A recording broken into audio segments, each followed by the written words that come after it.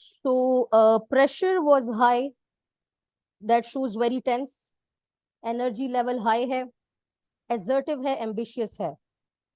Anxious, low trust, suspicious, paranoid traits. दूसरों पे शक करना, मेरे खिलाफ हैं, मेरे खिलाफ प्लानिंग करते हैं, मुझे नुकसान पहुंचाना चाहते हैं.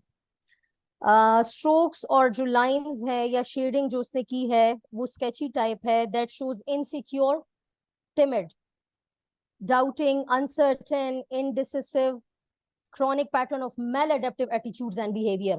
Chronic pattern means जो शुरू से चला आ रहा है, जो अब बहुत अरसा हो गया है.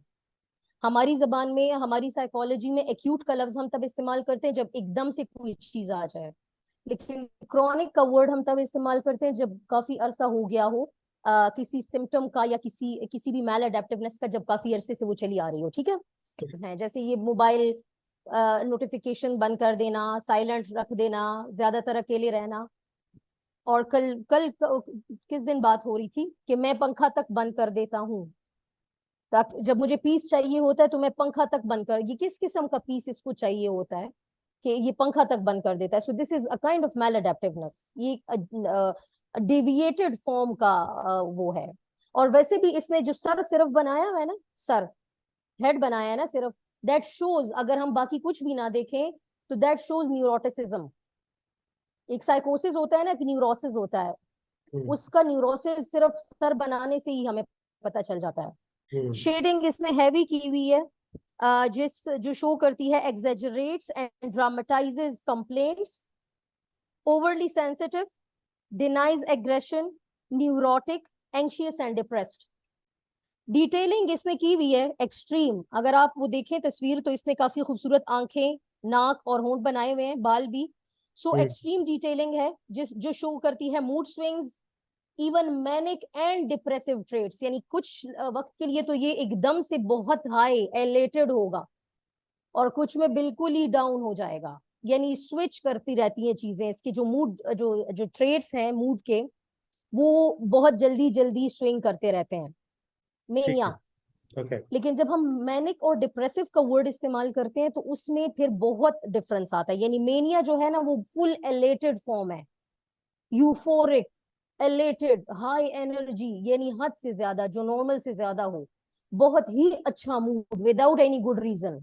और डिप्रेशन का जब हम वर्ड इस्तेमाल करते हैं तो बिल्कुल ही लो, बिल्कुल ही डाउन, इवन सुसाइडल थॉट्स तक. अच्छा, बॉडी जो है, ट्रंक इसका बिल्कुल ओमिटेड है. सो HFD में जिस्म का कोई हिस्सा जब कैंडिडेट नहीं बनाता तो एक्सपर्ट्स कहते हैं कि उसी एरिया के साथ इस बंदे का कॉन्फ्लिक्ट है. मतलब अगर किसी ने होंठ नहीं बनाए तो इसका मतलब है कि यहाँ से उसका कॉन्फ्लिक्ट उसका माउथ के साथ है. अगर किसी ने कान नहीं बनाए, ओमिट कर दिए, या नाक या आंख नहीं बनाई, सो इसने पूरे का पूरा जो ट्रंक है वो ओमिटेड है. इसका मतलब है कि इसका सर के अलावा नीचे पूरी बॉडी के साथ कॉन्फ्लिक्ट चल रहा है. अब वो क्या कॉन्फ्लिक्ट है, that needs to be explored. चूंकि सिर्फ हेड इसने ड्रॉ किया हुआ है, it shows severe mental and emotional condition, severe, even thought disorder. And you know thought disorder जो है वो साइकोटिक सिम्टम्स में आता है. अच्छा, बाल बनाए हुए हैं, बाल बनाए हुए सर के ऊपर. सो sexual प्रीऑक्यूपेशन, aggressive and assaultive tendencies, self-centered.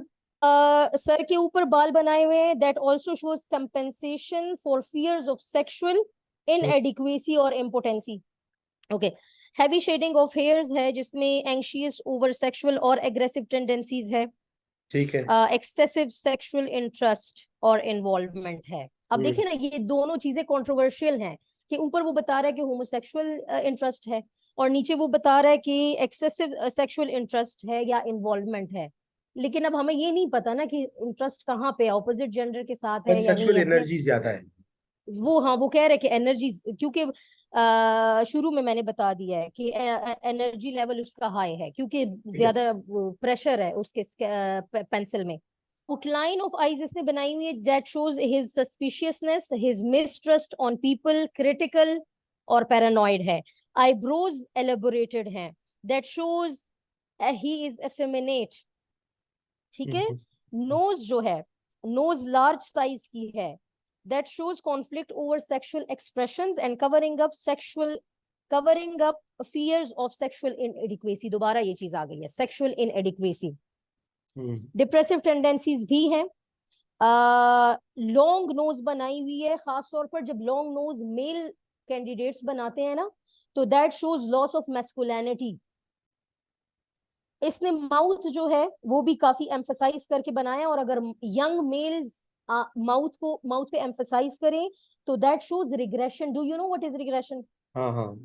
जब बंदा जब वो स्ट्रेसफुल सिचुएशन में आ जाता है, तो वो बचपने की तरफ चला जाता है कि जैसे I am helpless, how can I face this situation, I don't know something else. Regression बाकायदा फ्रॉइड का डिफेंस मैकेनिज्म है, जिसमें इंसान जब भी स्ट्रेसफुल सिचुएशन में आएगा, वो बचपना शो करेगा, रोना शुरू करेगा कि मैं हेल्पलेस हूं, मैं कुछ भी नहीं कर सकता, मैं कैसे डील करूं इस सिचुएशन को, मैं कैसे फेस करूं। बचपन में जिस तरह बच्चे करते हैं ना, रोना और इमेच्योर हरकतें करना, उस तरह से शुरू कर देते हैं। इसको रिग्रेशन कहते हैं, डिफेंस मैकेनिज्म है according to Freud. Long neck है, लॉन्ग नेक इसने बनाई हुई है, that separates intellect from emotion. अच्छा, इसने जाहिर है ट्रंक नहीं बनाया, इसने आर्म्स भी नहीं बनाए।